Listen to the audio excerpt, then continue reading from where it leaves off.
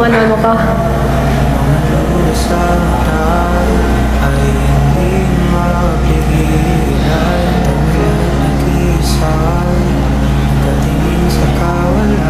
Hindi nga totoo na ginagawa ko talaga lahat ng ito nang hindi na lang dahil sa ito. Minsan nagiging paraan ko na lang rin para makasama ka, magkaroon ng oras para sa'yo. Oo, nung una, para sa akin trabaho lang kasi kailangan ko rin sa pag-aaral ko, sa pangsarili ko. Pero iba na eh. Hindi ko na alam. Ano magpunas ka muna, puwisan ka.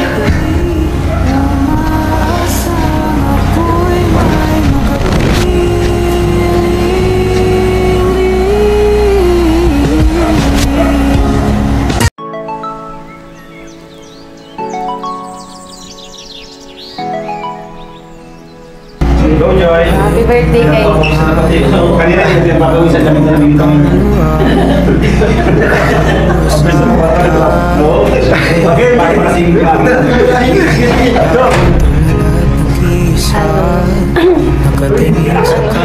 Happy birthday. Gusto, wish ko sa birthday mo, syempre, yung happiness mo, gawin mo lang yung mga bagay na kung saan ka masaya. And sana matupad yung mga wishes mo and desire ng puso mo. Syempre, marami naman kami nandito lang nakasupport sa'yo and mag-guide sa'yo all throughout. Yun lang. Bro, ano lang? Hindi na lang din kasi yun para sa trabaho eh. Ginagawa ko talaga yun kasi gusto.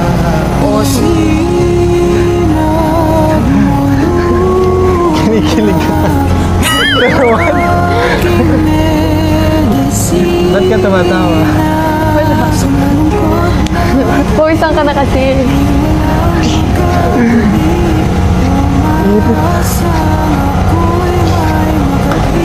Masaya ka naman. Oo naman, syempre. Bukod sa nandito ka sa arawan ko, nakompleto ulit yung family ko. Nagkaroon kami ng celebration na sa totoo lang kasi talaga hindi ako sanay nang nagsa-celebrate sa labas or nagsa-celebrate ng birthday ko. Yun. Kaya masaya ako na merong ganto kasamang bagong pamilya. Sila Kuya Rab, ang Kalingap, syempre ang ALM. Yun. Syempre ikaw. Buti naman kung gano'n kasi masaya rin ako kasi happy ka sa birthday. Kumusta ka naman nung may bagyo? Okay lang. Medyo mahangin nga at buti naman at okay lang sa apartment.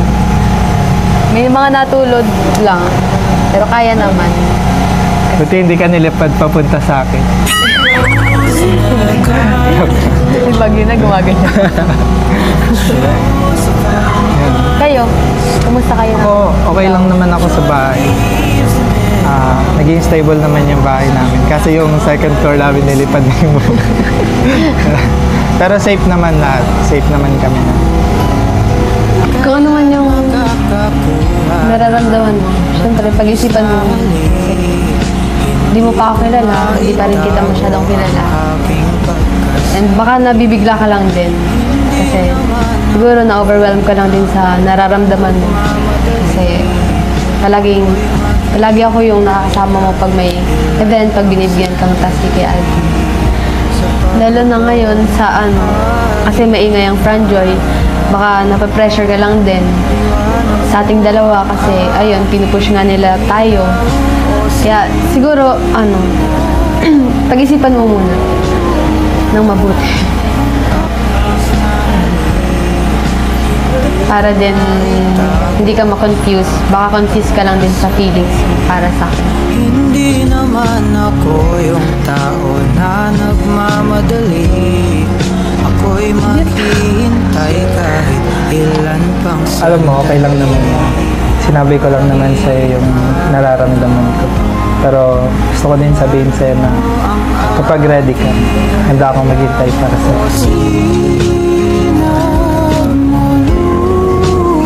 So yun po, mga kasukay, mga kalingap. Sobrang kinilig akong manood.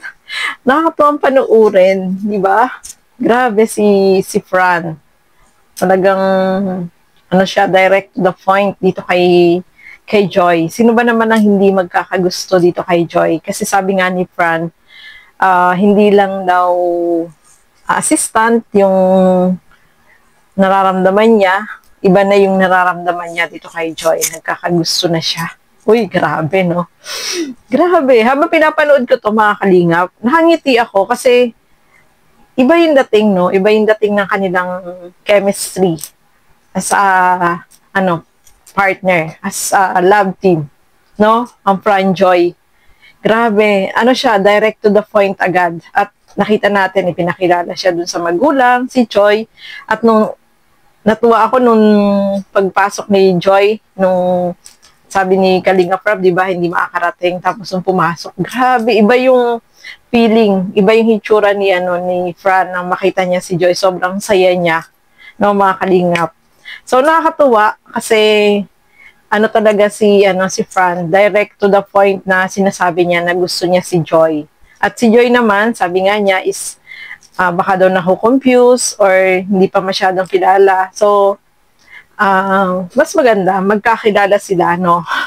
Kasi parang napapansin natin or na palagi naman sila magkasama, no, mga kalingap. So, syempre, makikilala nila yung isa't isa. So, mas maganda magkakilalanan muna sila at makilala nila bawat isa.